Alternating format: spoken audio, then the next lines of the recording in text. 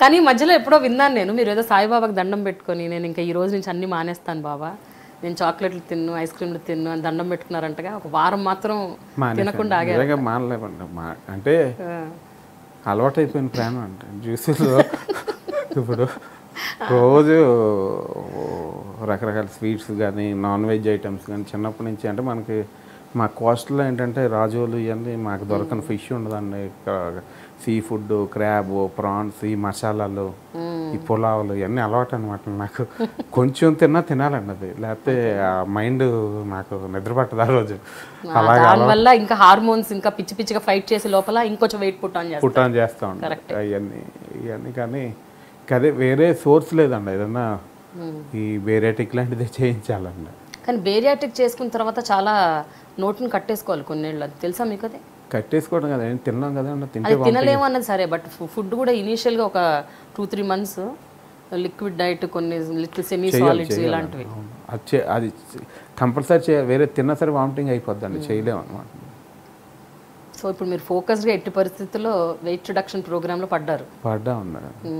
అనుకున్నాను చాలాసార్లు చేద్దామని, చేయలేకపోయానండి. ఇప్పుడు కొన్ని నిజంగా చేయలేమండి. అంతేనా? దానితోడు మీకు వంశీ గారు లాంటి వాళ్ళు తోడైతే అసలే చేయలేరు ఇంకా. కానీ ఆయన నిజంగా షూటింగ్స్లో నిజంగా గ్రేట్ అండి. మొన్న షూటింగ్ స్కెడ్యూల్లో ఆయన ఎవ్రీడే మార్నింగ్ ఓన్లీ జావా తాగేవారండి. అంటే తర్వాత ఓన్లీ ఆఫ్టర్నూన్ ఒకటే 2-3 ఐటమ్స్ ఆయన కావాలి, మళ్ళీ నైట్ మళ్ళీ నో ఫుడ్, ఓన్లీ ఇడ్లీ. అంటే వర్క్ చేయాలి కాబట్టి. ఇండస్ట్రీలో మీకు ఫ్రెండ్స్ ఎవరండి, బెస్ట్ ఫ్రెండ్స్ ఉన్నారు ఎవరైనా? చాలా మంది క్లోజ్గా అంటే రెగ్యులర్గా మీ పర్సనల్ విషయాలు కూడా షేర్ చేసుకునే నాకు అంటే రెగ్యులర్గా కలిసి వాళ్ళు ఇద్దరు, దీపక్, విక్కీ అని ఇద్దరు ఫ్రెండ్స్ అండి. దీపక్ అని వాడు స్క్రీన్ ప్లే రైటర్ అండి. అప్పుడు రేస్ గుర్రం ఇవన్నీ, మన దువ్వాడ జగన్నాథం చాలా సినిమాలకు స్క్రీన్ ప్లే రైటింగ్ చేస్తున్నాడు.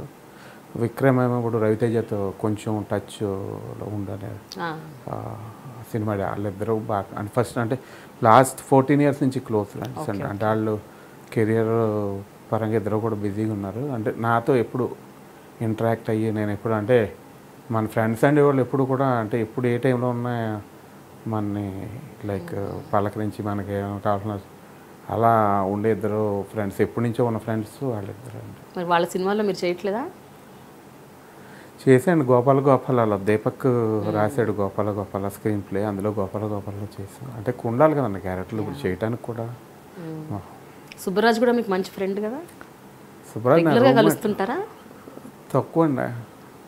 అంటే ఇది వరకు కలిసి ఉన్నాయి, ఇప్పుడు బిజీగా ఉన్నాడుగా. సుబ్బరాజ్ కూడా బిజీగా ఉంటుంటాడుగా. అంటే ఇప్పుడు బాహుబలి చేశాడు. నేను మెసేజ్ చూడగానే పెట్టాను, నిజంగా చాలా హ్యాపీగా మంచి రోల్ చేసావు. అంటే ఒక యాక్టర్గా మంచి క్యారెక్టర్, నిజంగా చాలా మంచి క్యారెక్టర్. సో సుబ్బరాజ్ గారితో అప్పుడప్పుడు రెగ్యులర్ అంటే వీళ్ళిద్దరు. నేను సుబ్బరాజ్ ఎవరో అంటే ఎక్కడో దగ్గర పార్టీంగ్ కొంచెం బిజీ, ఎవరితోనో హీరోలతోనో డైట్లతోనో అటు బిజీగా ఉంటాడు. మనకులా ఖాళీగా ఉంటాడు, కొంచెం ఫోకస్డ్గానే ఉంటుంటాడు. ఫోకస్ ఆయన మీద ఫోకస్, మీకు వేరే వాళ్ళ మీద ఫోకస్గా ఉంటాం.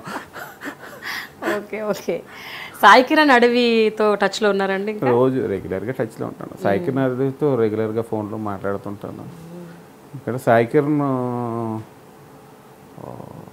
ఆయన కూడా కొంచెం మీట్ అయిపోయి అనుకుంటారు. మంట అయిపోయాను, అందుకే ఇద్దరు కలిసి ఉండే. నేను ఆయనకు కూడా ఇప్పుడు అదే చెప్తుంటాను మ్యాక్సిమమ్. మొన్నే ఫోన్ చేశాను, ఏంటంటే మన గురించి ఆలోచించుకోవాలి, వేరే వాళ్ళ గురించి కాదు.